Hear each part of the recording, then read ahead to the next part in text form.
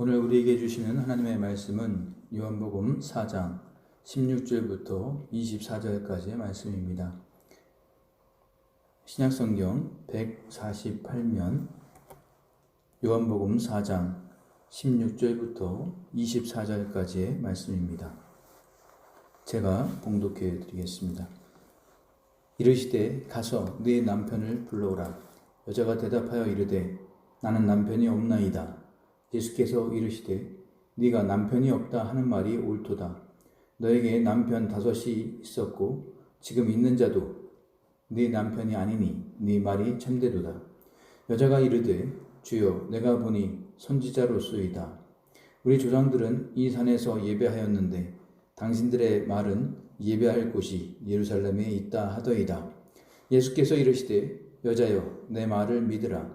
이 산에서도 말고 예루살렘에서도 말고 너희가 아버지께 예배할 때가 이르리라. 너희는 알지 못하는 것을 예배하고 우리는 아는 것을 예배하노니 이는 구원이 유대인에게서 남이라. 아버지께 참되게 예배하는 자들은 영과 진리로 예배할 때가 오나니 곧 이때라. 아버지께서는 자기에게 이렇게 예배하는 자들을 찾으시느니라. 하나님은 영이시니 예배하는 자가 영과 진리로 예배할지니라. 아멘. 지금 많은 교회들이 영상으로 온라인으로 예배를 드리고 있는데 아직도 모여서 예배를 드리는 것도 많고 또 너무 길어지다 보니까 교회에 모여서 예배 드리려고 이제 준비하는 교회들도 많이 있습니다. 굉장히 어려운 상황이고 과연 이 상황에서 어떻게 하는 것이 정말 하나님의 뜻이고 정말 더 진정한 예배가 되는가. 지난주 주일에도 말씀을 드렸지만 거기에 이어서 오늘도 조금 더 말씀을 드리려고 합니다. 지금 많은 사람들이 예배 중단이라고 얘기를 합니다. 예배 중단. 그런데 우리가 지금 예배 상황을 녹음을 해서 이렇게 올려드리고 또 틀어놓고 참여하고 또 다른 교회는 인터넷으로 예배를 드리고 있으니까 단순히 그냥 예배 중단이라고 말하기는 좀 어려울 것 같습니다. 이것은 물리적 공간에서 함께 모여 드리는 예배 중단이다라고 할 수는 있을 것입니다. 성도들 간의 교제는 또 완전히 멈춘 상태이고 지금 물리적으로는 우리가 떨어져 있는데 요즘 이런 이야기들을 많은 분들이 하십니다. 어떤 얘기를 하냐면 지지난주에 살펴본 다니엘서 6장 말씀을 인용합니다. 우리가 정말 믿음이 있는 사람이라면 다니엘처럼 사자굴에 들어갈 각오로 하나님께 기도하면 사자굴에 넣는다는 것을 알면서도 기도했는데 그것처럼 우리가 지금 무슨 바이러스가 무섭다고 이거를 못하냐. 사자굴에 들어갈 거를 각오하고 정말 죽기를 각오하고 예배해야 하는 거 아니냐. 이런 이야기들을 많이 하십니다. 코로나19 사태가 진정되는 기미는 보이지 않고 시간은 자꾸 미뤄지고 그러다 보니까 각 교회에서도 또 스마트폰이나 컴퓨터를 켜놓고 예배 드리는 것에 굉장히 힘들어하는 성도님들도 많이 계시기 때문에 그런 고민들을 하는 것입니다. 저도 충분히 이해가 됩니다. 그러나 지금처럼 이 비상시국이고 또 우리가 아주 특별한 상황 속에서 이 예배의 의미에 대해서 생각해 볼 수밖에 없는 것 같습니다. 그래서 오늘은 거기에 대해서 무엇이 진정한 예배고 무엇이 진정한 믿음인가 이것에 좀 더 얘기를 나눠볼까 합니다. 우리가 아는 대로 다니엘은 사자굴로 들어갔습니다. 왜 사자굴로 들어갔습니까? 하나님께 기도하면 사자굴에 던져넣는다. 그런 협박에도 불구하고 그런 법에도 불구하고 꿋꿋하게 기도하다가 사자굴에 던져졌습니다. 들어가서 죽은 것이 아니라 천사가 와서 보호해 주시고 하나님이 사자굴에서도 지켜주셨습니다. 그럼 이것은 우리에게 만약에 적용을 한다면 이렇게 적용할 수가 있겠는가? 이것이 똑같은 얘기가 되는가 하는 겁니다. 하나님은 사자굴에 들어가도 지켜주셨으니 이 코로나19 이 전염병이 장궐한 이런 시기에 교회에 모여서 예배를 드려도 주님께서 지켜주셔서 전혀 이 코로나19에 안 걸리게 되는 것. 이것이 똑같은 논리 아니냐 하는 겁니다. 그러면 우리는 다니엘처럼 그렇게 기도해야 되는 거라면 더 많이 모여서 예배해야 하고 기도해야 하는가 아니냐 이런 생각을 할 수도 있습니다. 그래서 우리가 먼저 살펴봐야 할 것은 지금 다니엘의 상황과 우리의 상황이 동일한가? 동일하다면 우리는 당연히 절대로 가정에서 예배하면 안 되고 다 모여서 예배해야 합니다. 그러나 동일한 상황이 아니라면 또 다른 얘기가 될 수도 있겠다라는 겁니다. 먼저 다니엘이 어떤 상황인가를 한번 다시 살펴보면요. 그 다리오 왕이 3명의 총리 중에 1명, 다니엘만 총리로 남기려고 했습니다. 그러니까 다니엘을 세워서 전국을 다스리게 하는 계획을 왕이 세우고 있었습니다. 그러니까 이제 나머지 2명의 총리와 고관들이 이제 배가 아프고 저 어디서 유대인이라고 하는 그런 노예 출신이 와가지고 이렇게 어마어마한 제국을 다스리려고 하는가, 이건 말도 안 된다 해서 그를 끌어내리려고 하는 겁니다. 그래서 어떻게 하든지 이 먼지를 털어보려고 하지만 아무 허물도 찾지를 못했습니다. 하나님의 율법에서 하나님을 섬기는 걸로 꼬투리를 잡지 않으면 도무지 다른 데 일상생활 또 국사를 펼치는 거에 있어서 아무런 꼬투리를 잡을 데가 없었다라는 겁니다. 그래서 총리들, 고관들이 모여서 왕에게 한 율법을 정해달라고 요구합니다. 그것은 바로 이제부터 30일 동안에 누구든지 왕 이외에 어떤 신에게 무엇을 기도하거나 구하면 사자굴에 던져넣기로 법을 만들었습니다. 이것은 온전히 그 다니엘 한 사람 넘어뜨리려고 끌어내리려고 하는 목적으로 만든 법이었습니다. 그런데 다니엘이 어떻게 반응하는지가 중요합니다. 집에 돌아가서 윗방에 올라가서 하루에 3번씩 무릎을 꿇고 기도했습니다. 왕의 도장이 찍힌 것을 알고도 기도를 포기한 것이 아니라 알고도 기도해야 되겠다라고 하고서 집에 돌아갑니다. 그리고 윗방에 올라가서 어디를 향해서 기도하냐면 예루살렘을 향하여 기도합니다. 당연히 우리는 예루살렘 향해서 기도해야지 이렇게. 근데 이거랑 지금 너무 상황이 다릅니다. 왜냐하면 지금 예루살렘은 어떻게 되어 있습니까? 완전하게 처참하게 부서져 있습니다. 폐허가 되어버렸습니다. 폐허가 된 예루살렘. 그때 당시 성전이 파괴됐다. 이 얘기는 그때 당시 사람들의 사고방식으로는 그들이 믿고 있는 신이 죽었다는 증거예요. 신이 죽었으니까 성전이 파괴되지 신이 살아있으면 성전이 파괴될 수가 없다라고 생각하는 겁니다. 그때 당시 사람들의 사고방식이 모든 사람들이 이 예루살렘이 파괴됐으니 여호와 신은 죽은 것이다 라고 얘기하고 있는데 예루살렘을 향해서 창문을 열고 전에 하던 대로 하루 3번씩 무릎을 꿇고 기도하며 뭐라고 했습니까? 그 다음에 이제 놀라운 거죠. 그의 하나님께 그냥 기도하였더라가 정상일 수 있는데 이 상황에서 지금 다니엘은 무엇을 했냐면 그냥 기도한 게 아니라 감사하였더라 라고 했습니다. 지금 법이 제정이 걸 알고도 왕의 도장이 찍힌 것을 알고도 폐허가 된 예루살렘을 향해서 늘 하던 대로 기도하면서 하나님 감사합니다를 기도했던 것입니다. 정리하면 사자굴에 들어갈 것을 알고도 폐허가 된 예루살렘 성전을 향해서 평생의 습관이 된 전에 하던 대로 기도하면서 어려운 가운데 감사했다. 하나님은 그래서 이걸 보면 또 한편으로는 아무나 이게 사자굴에서 건지시는 건 아닌 것 같습니다. 모든 사람을 다 사자굴에서 건지신 게 아니고 정말 이 정도 되니까 다니엘의 이 충성을 보시고 그래서 건지시는 게 아닌가 하는 마음도 듭니다. 그런데 이제 다니엘 이야기인데 이것을 과연 우리에게 이대로 적용할 수가 있겠는가 하는 겁니다. 어떻게 적용을 하냐면 정부가 예배를 자제해달라는 요청을 한 것을 알고도 감염의 위험이 있는 그 예배당에 많은 숫자의 사람들이 모여서 평생의 습관이 된 대로 전에 하던 대로 어려운 가운데 감사하며 예배한다. 자, 이게 다니엘의 이야기를 우리가 제대로 잘 적용을 하는 것인가 하는 부분입니다. 첫 번째 의문이 드는 것은 이들의 충성을 보시고 하나님이 그러면 감염이 되지 않게 마치 다니엘을 사자굴에서 건지신 것처럼 사자가 물지 못하게 막으신 것처럼 자기들이 이렇게 열심히 예배하려고 했으니까 내가 너희에게 은혜를 베풀어서 한 명도 이 코로나 바이러스에 걸리지 않게 하겠다. 이렇게 하실 것인가 하는 겁니다. 두 번째로는 혹시 감염이 되고 건강이 악화되어서 그래서 만약에 순교를 한다. 그럼 이렇게 순교적인 영광이 아니겠는가. 내가 죽기를 가고 하나님께 예배를 드렸으니 이건 정말 하나님께 영광을 돌려드린 것 아니겠는가. 이런 생각을 해볼 수 있는 거예요. 이 두 가지 중에 한 가지만 돼도 우리는 모여서 예배를 해야 됩니다. 그렇지 않습니까? 이 두 가지 중에 한 가지만 된다 하더라도 우리는 모두 해야 됩니다. 하지만 둘 다 아니라면 우리는 가정에서 가정 예배로 드려야 되는 겁니다.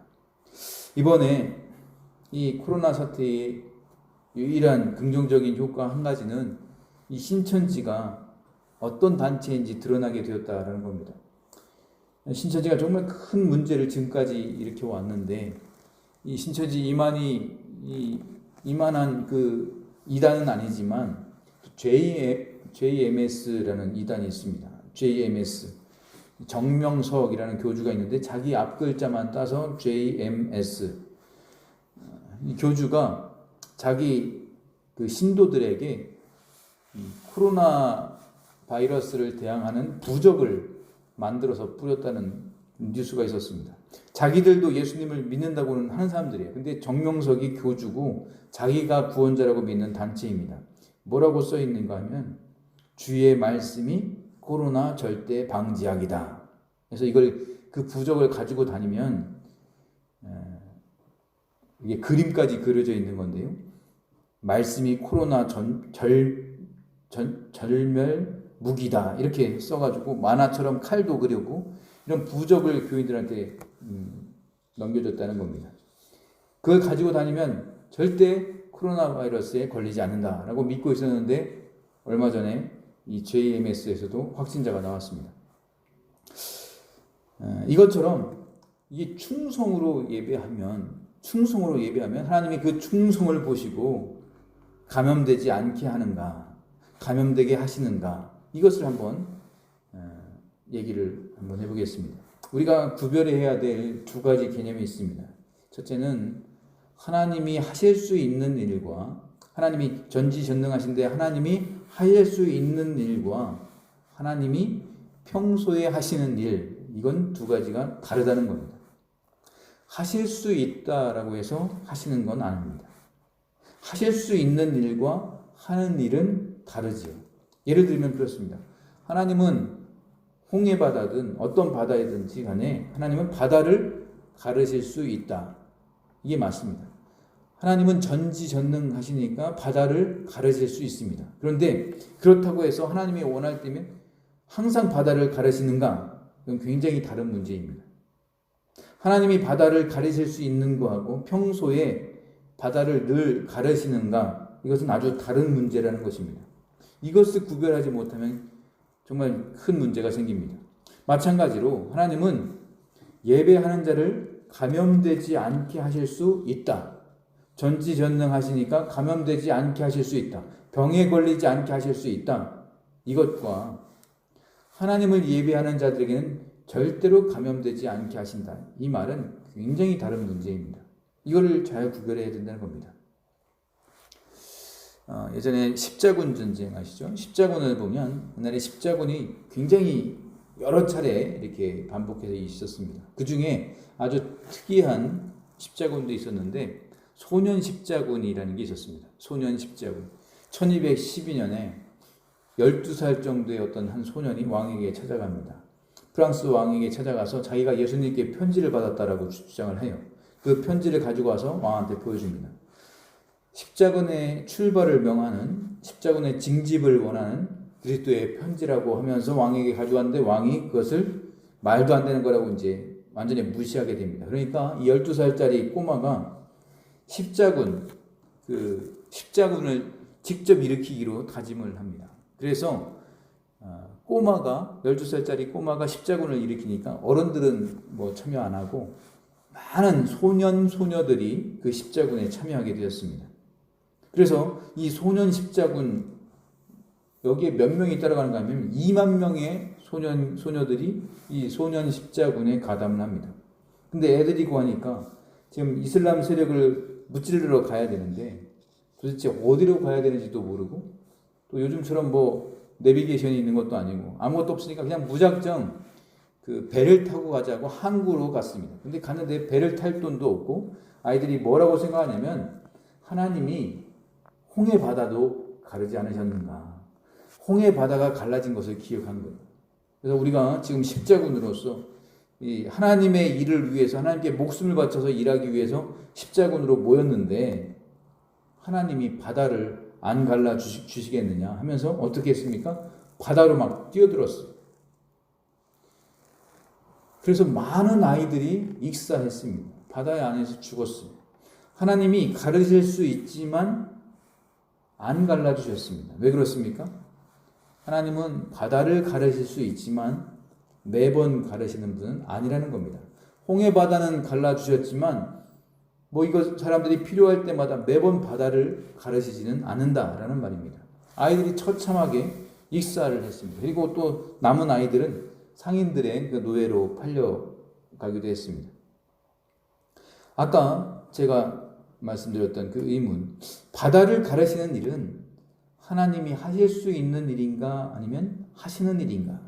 하실 수는 있습니다. 우리가 어떻게 알아요? 출애굽기에 홍해 바다를 가르쳤다는 거 압니다. 그런데 하실 수 있는데 늘 하시는가? 늘 바다를 가르치는 건 아니라는 말입니다. 그럼 어떻게 할 수 있습니까? 교회의 역사가 그렇지 않다라고 말합니다. 바다를 매번 가르치는 것은 아니다라고 얘기합니다. 그래서 우리는 성경을 해석할 때 이 교회의 역사도 굉장히 중요합니다.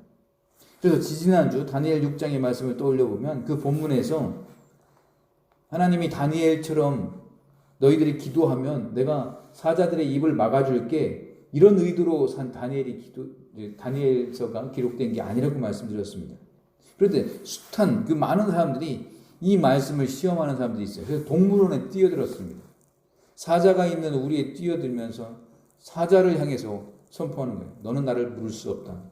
너는 나를 해칠 수 없다. 그러다가 사자한테 물려서 다치고 때로는 죽기도 하고 자기만 죽으면 또 괜찮은데 출동한 경찰이 누구를 죽여요? 사자를 죽입니다. 그래서 이 다니엘서 6장 때문에 수많은 사자가 죽었습니다. 무슨 말씀을 드리는 거냐면 성경을 읽을 때 이것이 무엇을 의도하는 바를 제대로 모르면 엉뚱한 짓을 하게 된다는 겁니다. 물 위를 걸은 그 베드로 이야기를 보면서 물 위를 뛰어다니려고 하는 사람이 없지 않나. 지금도 갈릴리의 가나 지역의 성지순례를 가면 사람들이 뭐를 살까요? 포도주를 살까요? 그렇지 않습니다. 더 많이 사는 건 물이라고 합니다. 물을 사가지고 오는 동안에 변화된다라고 믿는 거죠. 포도주로 바뀔 것이다 라고 믿는 거죠. 이게 뭘 말하는 것인가 하면 성경을 문자적으로 해석해서 내가 기도하면 사자도 입을 못 열 것이다 라고 믿는 것이고 내가 기도하면 무리를 걸을 수 있다 라고 시도하는 것이고 내가 기도하면 물이 포도주로 바뀐다 라고 믿는 것입니다. 이만희가 물 위를 걷는 것 외에 성경에 나오는 모든 기적을 자기가 다 행했다라고 그렇게 가르친다는데 말도 안 되는 겁니다. 여러분 이게 정말 너무나 문자적으로 성경을 보기 때문에 이런 일들이 생기는 겁니다. 이걸로 오늘날의 문제에 적용을 해보면 이 예배당 안에 좁은 공간에 많은 사람들이 모여서 예배를 드리는데 신천지는 거기는 뭐 이단이니까 병에 막 걸리더라도 하나님이 그래도 우리는 지켜주셔서 우리는 코로나에 안 걸리게 하실 것이다. 이렇게 믿는다면 이건 감염되지 않게 하는 것은 하실 수 있는 일입니까? 아니면 하시는 일이겠습니까? 이게 중요한 것입니다. 먼저 하실 수 있는지를 한번 보겠습니다. 찾지는 않고 출애굽기 9장을 보면 10가지 재앙이 나옵니다. 10가지 재앙 중에 5번째 재앙이 나옵니다. 가축들이 전염병에 걸리는 내용이 나옵니다. 하나님이 이렇게 말씀하십니다. 내가 그 가축들에게 심한 돌림병, 그러니까 전염병을 내가 돌게 할 것이다. 가축들이 병에 걸리게 할 건데, 그런데 이스라엘의 가축과 애굽의 가축을 구별할 거다. 그래서 이스라엘 자손에게 속한 가축은 한 마리도 죽지 않고 애굽에게 속한 가축은 다 죽게 하겠다. 근데 실제로 그렇게 됐습니다. 이게 하나님의 능력이 아니고는 불가능한 겁니다.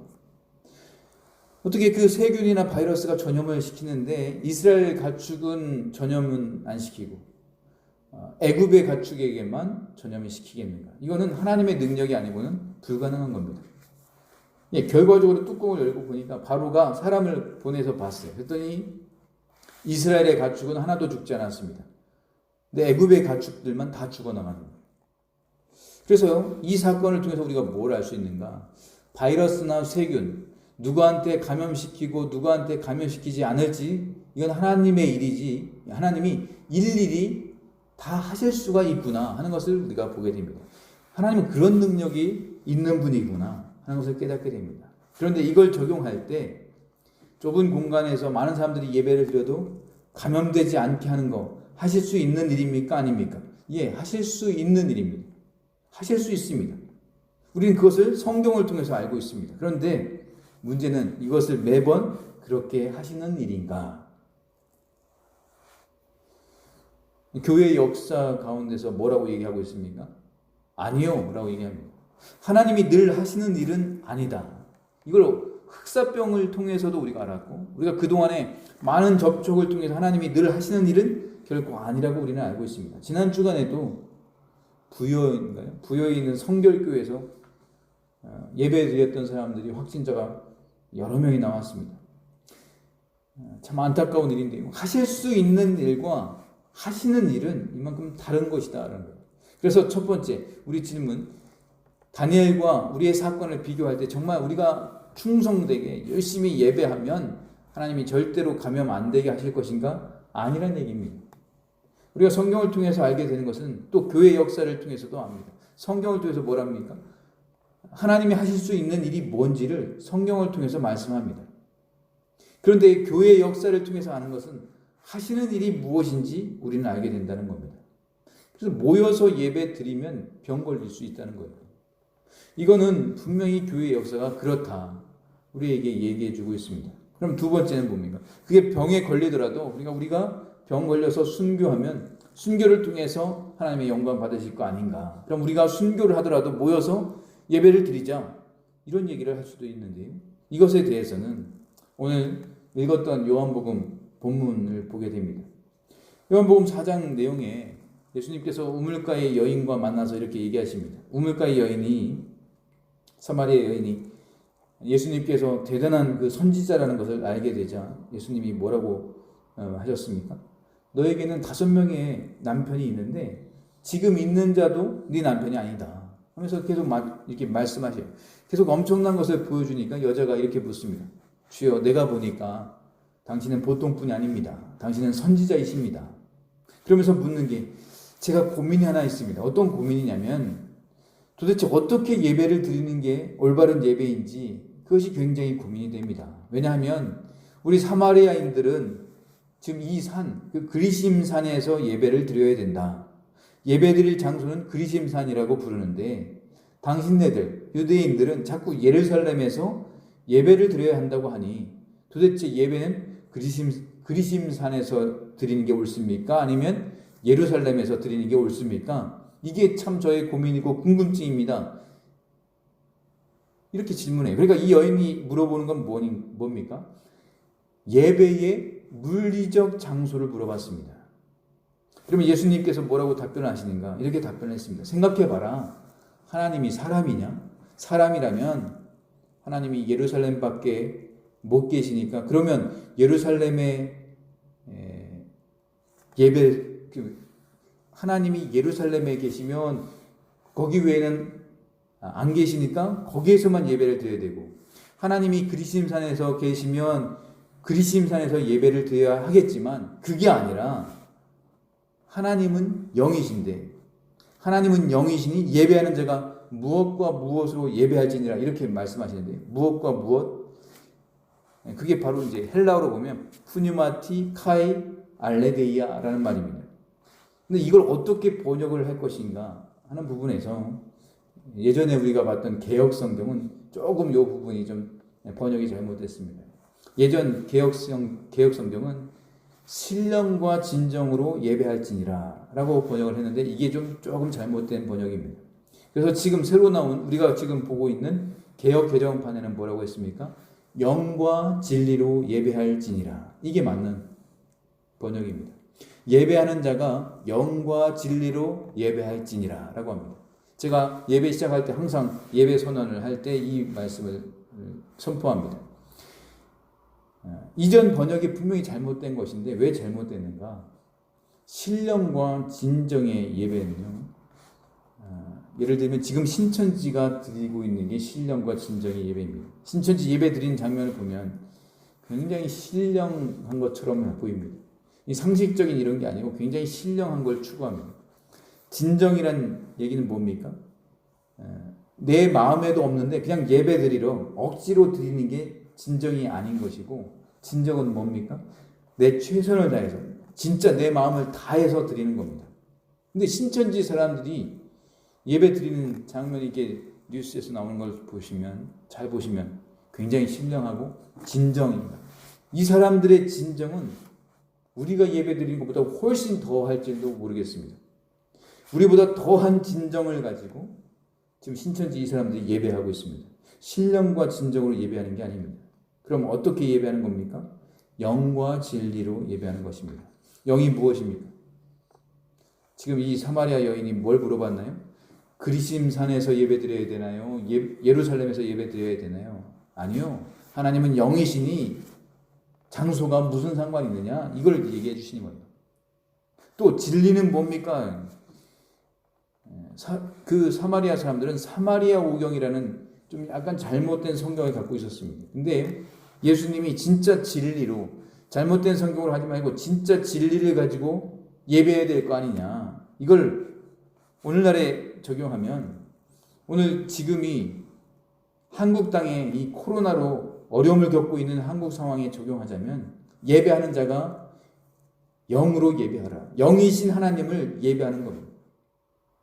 우리가 답답한 면이 있어서 그렇지, 이 성도님들이 같이 모여서 예배 드리지 못하는 이 마음에 좀 답답함이 있어서 그렇지, 우리의 마음을 모으면 이건 가능하다는 겁니다.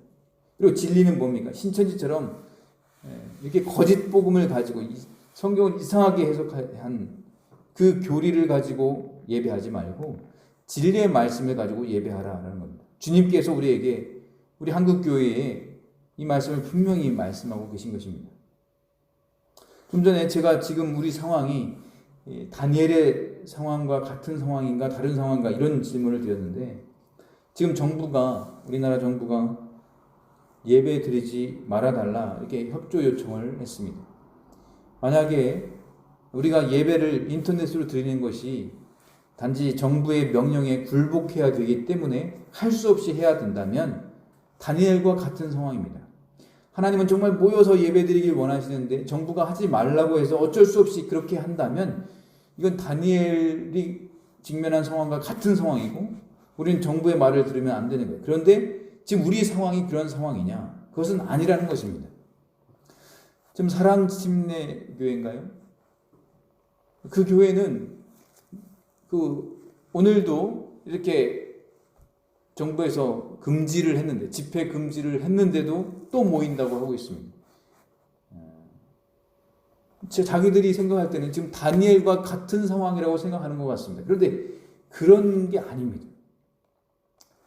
지금 우리의 상황이 그런 상황인가? 그렇지 않다는 겁니다. 왜냐하면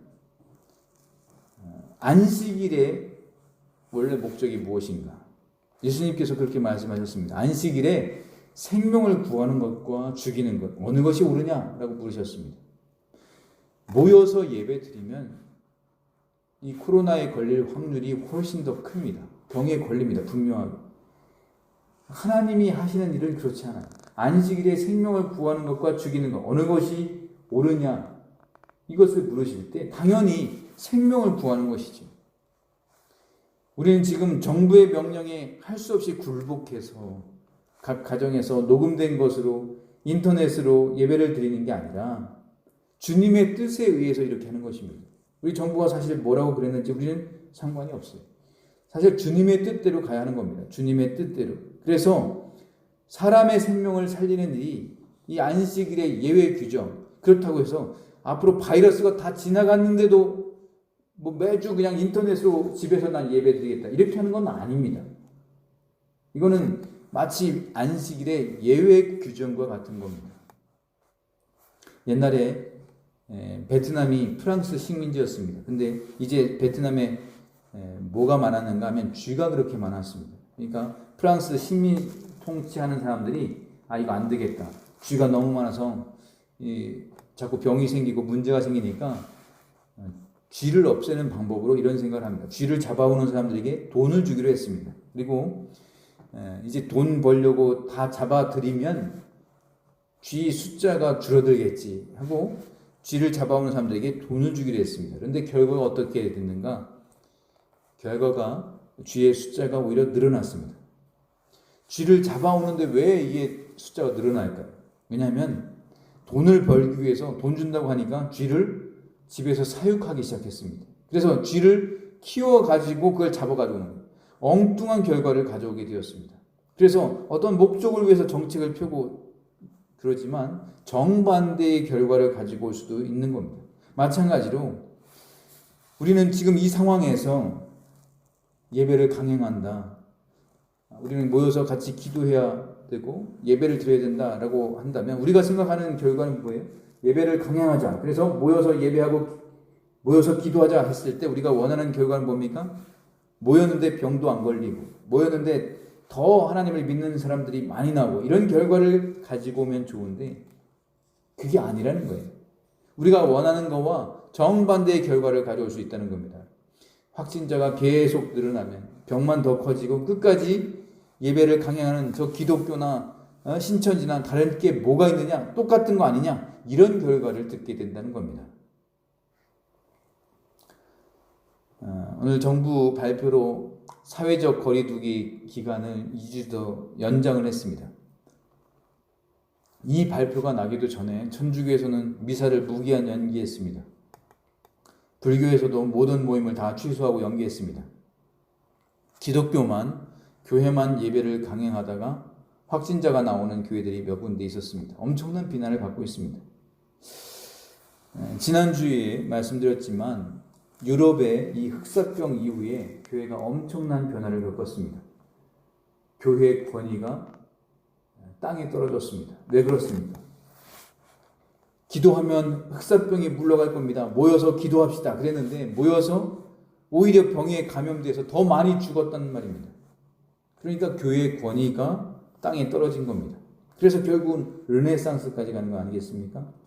마찬가지로 이 코로나 사태 이후로 아마도 우리 한국 교회는 코로나 전과 코로나 후로 굉장히 달라질 것입니다. 이런 사태는 전에도 전혀 없었던 큰 사건입니다. 코로나 사태 이후에 한국 교회가 굉장히 큰 변화를 겪을 것인데 거기에서 우리는 과연 이런 참담한 상황에서 선한 능력을 발휘할 수 있는가 하는 겁니다.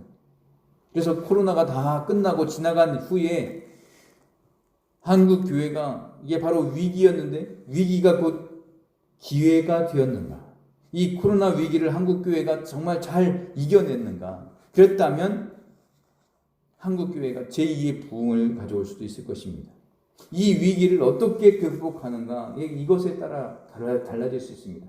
사람들이 칭찬할 수가 있습니다. 한국 교회 정말 다르구나 라는 칭찬을 할 수 있어요. 그런데 반대로 이 코로나 사태가 끝나고 다 지나간 이후에 기독교 정말 신천지와 다른 곳이나 라는 평을 들으면 괜찮은 거예요. 반대로 기독교가 신천지와 뭐가 다르냐? 기성교회가 신천지하고 뭐가 다르냐? 만약에 이렇게 되면 코로나 이후에 한국교회는 어떻게 되겠습니까?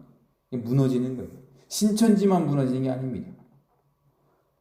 지금 안 그래도 지금 급격하게 감소하고 있는데 코로나를 어떻게 우리가 극복하느냐에 따라서 한국교회는 정말 달라질 수 있다는 겁니다.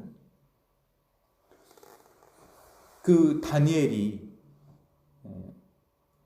다니엘을 끌어내리려고 사람들이 뒷조사를 다 했지만 아무 그릇됨도 없고 아무 허물도 없었습니다. 처음에는 무엇으로 뒷조사를 하는가 하면 국사를 펼치는 그것에 있어서 조사를 했어요. 나라를 다스리고 통치하고 이런 거에 대해서 아무리 허물을 찾으려고 해봤지만 못 찾았습니다. 그래서 이거 안 되겠다. 하나님 섬기는 걸로, 기도하는 걸로 잡아야 되겠다 했던 것입니다. 이런 표현이 우리 한국 교회에 적용이 된다면 얼마나 좋겠습니까? 한국 교회를 아무리 탈탈탈 털어봐도 한국 교회는 재정적으로 투명하고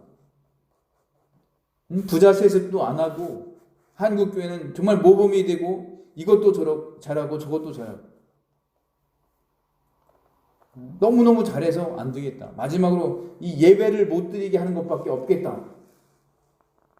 이래서 지금 핍박하고 이렇게 막는 것이라면 참 좋을 것 같은데 지금 상황은 정반대라는 것입니다. 우리가 이런 상황을 보면서 이제 말씀을 맺겠습니다.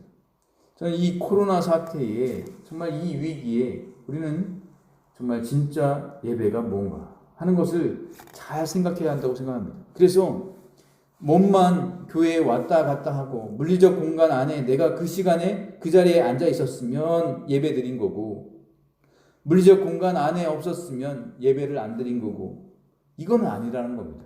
하나님은 영이신데 아버지께 참되게 예배하는 자들은 영과 진리로 예배할 때가 온다라고 했습니다. 하나님께서는 자기에게 이렇게 예배하는 자들을 찾으신다라고 했습니다. 아버지께 참되게 예배하는 자들은 어떻게 예배하는가? 영과 진리로 예배하는데 그때가 곧 이때라. 이걸 말씀하는 거예요. 옛날에야 예루살렘 중요하다고 했고 또 그리심산 중요하다고 했지만 아니다라는 거예요. 하나님께서는 영과 진리로 예배하는 자들을 찾으신다라고 말씀합니다. 그래서 집에서 예배 드린다고 해서 복장도 또 예배 드리는 자세도 흐트러진 모습이 되면 안 되겠습니다. 하나님은 영이시기 때문에 예배하는 자가 영과 진리로 예배하는 것입니다.